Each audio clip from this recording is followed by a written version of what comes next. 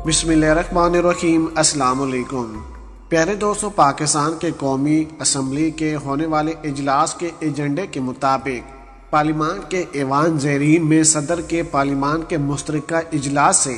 खिताब पर इज़हार तशक्कुर की करारदाद पर बहस हो रही है। ये एक पार्लिमानी रवायत है जिसके तहत हर साल सदर मुमलिकत के पार्लिमान के मुश्तरका इजलास में खिताब से कबल गुज़िश्ता साल के खिताब पर इज़हार तशक्कुर की करारदाद पेश की जाती है। इस बार भी इस पार्लिमानी रवायत पर अमल हो रहा है, मगर बज़ाहिर ऐसा ही मालूम हो रहा है कि इत्तेहादी जमातों पर मुश्तमिल मौजूदा हुकूमत के अरकान इस करारदाद पर बहस करते हुए इन दावों को दोहराएंगे कि सदर मुमलिकत अपनी जिम्मेदारियां अपने हलफ के तहत आईनी तरीकों से अदा करने से कासिर हैं। ख्याल है कि तहरीक इंसाफ के 123 अरकान ने कौमी असम्बली से इस्तीफे दे रखे हैं, यानी अब वो इस करारदाद पर होने वाली बहस में हिस्सा नहीं लेंगे और इस करारदाद में जो लिखना है और जो कहना है वो ईवान में मौजूद जमातों ने ही करना है, जिनकी सदर आरिफ अलवी से मुतलक राय खट्टी छुपी नहीं है और उनकी सदर आरिफ अलवी से नहीं बन रही। सदर आरिफ अलवी ने मौजूदा हुकूमत को जो सबसे पहला सरप्राइज दिया था वो आइन उस दिन दिया जब शहबाज शरीफ ने वजारत आज़मी का मुनसब संभाला। वजीर आज़म मुंतखब होने के बाद इन्हें सदर पाकिस्तान से हलफ लेना था,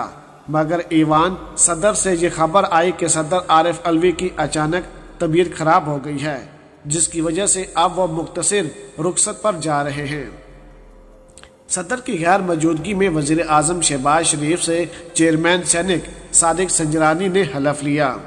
वीडियो को आगे बढ़ाने से पहले चैनल को सब्सक्राइब करें और हमारी वीडियो को हर जगह पर शेयर करें ताकि न्यूज़ से रिलेटेड जब भी हम कोई वीडियो अपलोड करें वो सबसे पहले आप अहबाब को मिल सके। मगर यहाँ एक सवाल ये भी पैदा होता है कि तहरीक इंसाफ से ताल्लुक़ रखने वाले सदर आरिफ अलवी मौजूदा हुकूमत के लिए किस किस्म की मुश्किलात और रुकावटों का सबब बन सकते हैं और इत्तेहादी जमातों पर मुश्तमिल हुकूमत के लिए सदर को उनके ओहदे से हटाना किस कदर मुश्किल होगा।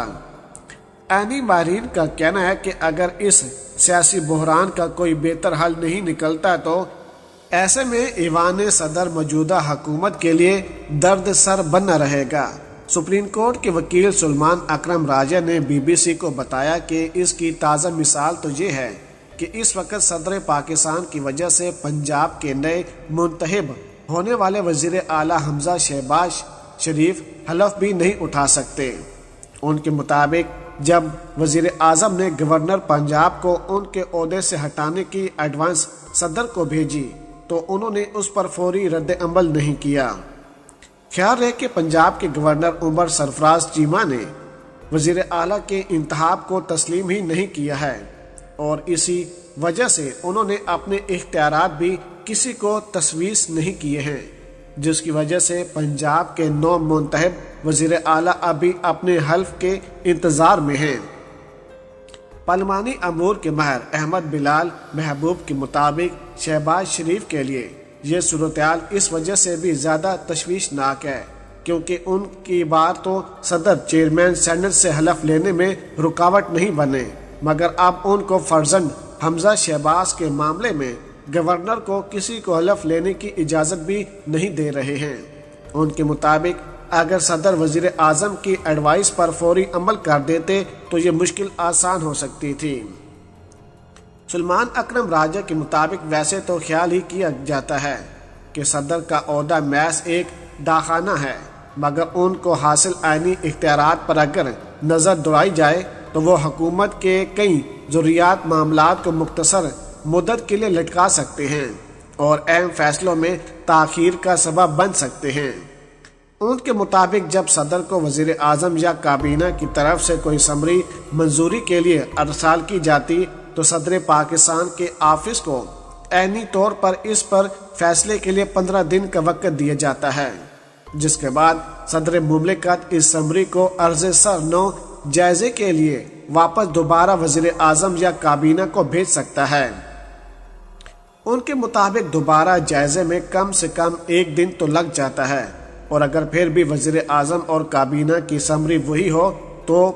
صدر مزید 10 دن تک اس پر سوچ و بچار کر سکتے ہیں۔ سلیمان اکرم راجہ کے مطابق یوں صدر کسی بھی معاملے کو تقریباً 1 ماہ تک تاخیر کا شکار بنا سکتے ہیں۔ یہ نظام میں ایک بڑا تصاعد ہے۔ سلیمان اکرم راجہ کے مطابق آئین کے آرٹیکل 75 کے تحت جب صدر کے پاس منظوری کے لیے کوئی بل بھیجا جاتا ہے تو وہ 10 دن تک اس پر اپنی رائے دینے کا اختیار رکھتے ہیں،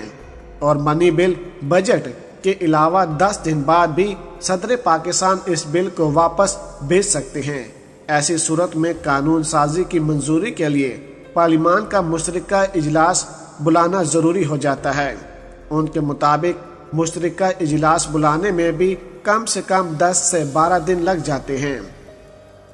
سلیمان اکرم راجہ کے مطابق تحریک انصاف کے سینٹ میں ارکان مشترکہ اجلاس میں مزید تاخیر کا سبب بن سکتے ہیں۔ اگر سیشن منعقد ہو جائے تو ایسی صورت میں بل کے سادہ اکثریت سے منظوری سے قبل وہ طویل تقریروں کے ذریعے ایسے اجلاس کو مزید طوالت دے سکتے ہیں۔ یوں ایک قانون کو عملی شکل دینے میں کم سے کم 1 ماہ کا وقت لگتا ہے۔ سلیمان اکرم راجہ کے مطابق اگر حکومت کسی اور جماعت کی ہی ہو تو پھر صدر کا عہدہ مسائل پیدا کر سکتا ہے۔ ان کے مطابق اس کو بڑی وجہ ذہنی اہم آئینگی کا بھی ہونا ہے۔ احمد بلال محبوب کے مطابق وزار تحریک انصاف کی مجموعی حکمت عملی یہی ہے کہ کوئی بھی موقع ہاتھ سے نہیں جانا چاہیے اور جس حد تک ممکن ہو نئی حکومت کے کام میں رکاوٹ ڈالی جائے۔ بی بی سی سے بات کرتے ہوئے پاکستان مسلم لیگ نون کے سینئر رہنما اور سینئر عرفان صدیقی نے کہا کہ صدر عارف علوی نے ایک متوازی انتظام بنا رکھا ہے۔